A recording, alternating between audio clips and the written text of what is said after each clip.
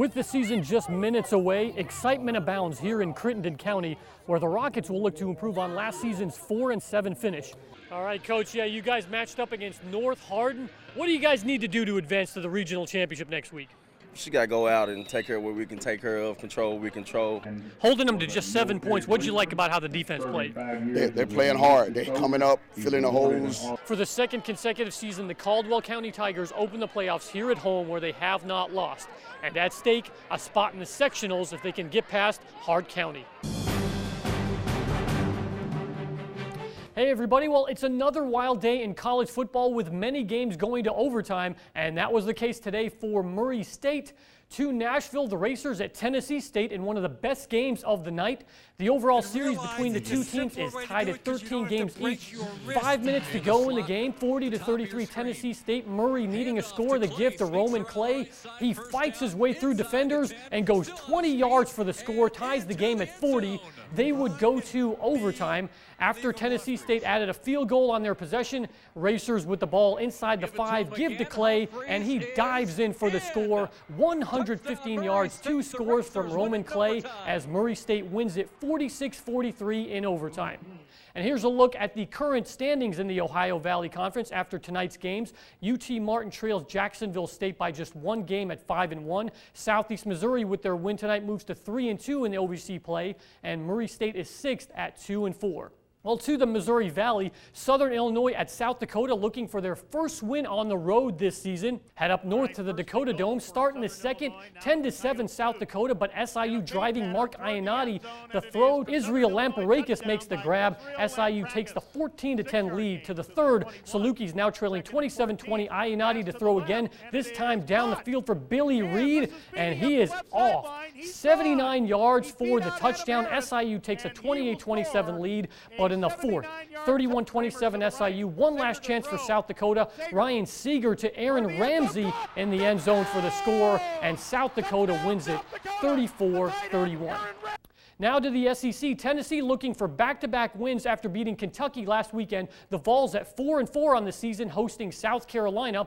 A win would put them in good shape for a bowl game. First quarter, 7-0 Tennessee. Joshua Dobbs to pass. He goes to the end zone and finds Vaughn Pearson. 37-yard touchdown. Vols lead 14-0. South Carolina would come back to tie it at 17 in the third, but the Vols respond. Dobbs with the screen to Alvin Kamara, and he goes 11 yards to the end zone for the score as Tennessee holds on to win 27-24. Well, the last time the UT Martin Skyhawks made an appearance in the FCS playoffs was back in 2006. This year, the Skyhawks have an outside chance of getting an at-large bid if they win out, and with some help can also win a conference championship. They're on the road this afternoon at 19th ranked Eastern Kentucky, tied with Martin in the conference standings. The Skyhawks won their last game at Eastern Kentucky 2 years ago. 4 minutes left, EKU ball up 35-28. Skyhawks need a play. Benny Connie is hit, and Deontay Glover comes up with the interception, and Glover is going the other way. 47 yards to the house, ties the ball game at 35. After an EKU 3-and-out, UT Martin with the ball, 1 minute left to play. Jared Neal with the lob to the end zone. Rod Wright makes the great grab, 24-yard touchdown, their first lead of the game, and UT Martin wins 42-35. The Skyhawks will host Eastern Illinois next weekend in their final home game of the season, and it should be interesting to see how it turns out. And Robert, a good win by your Florida Gators today also. Yeah, the Gators beat Vanderbilt. We're going to Hotlanta. People know something about me. It's that we're going to go hard and we're going to work hard. After 8 seasons with the Southern Illinois Miners, Ralph Santana is starting a new chapter of his life, making the transition from coach to instructor at Doc Z's Sports Academy. Now he's helping a new generation of baseball players learn the fundamentals one pitch at a time. You see that smile on their face like, hey, I got it down, and they're hitting the ball better, and they can tell, and you can tell that's building their confidence up. That's very satisfying. That hands-on experience has led to a surge of interest from local kids hoping to improve their game. I heard a lot about him, and a lot of my friends started going to him, so I decided that I should too. I feel a lot stronger and just bettered my game. And that's exactly the goal for Ralph. Personal improvement not just on the field, but in all aspects of life.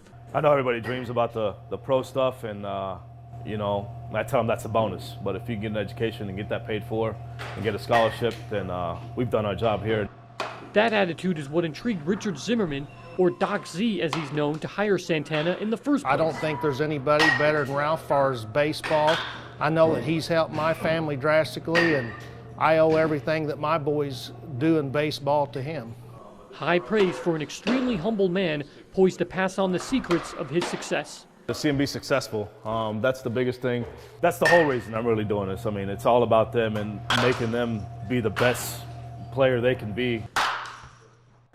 For Graves County sophomore Justin Wallace, chess is more than just a game.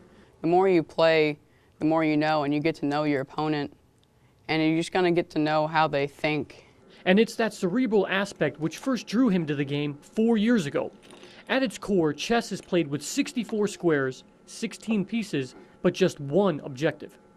There's a certain rush you get when you win a game, especially in a rated tournament, seeing people's faces when they get beaten.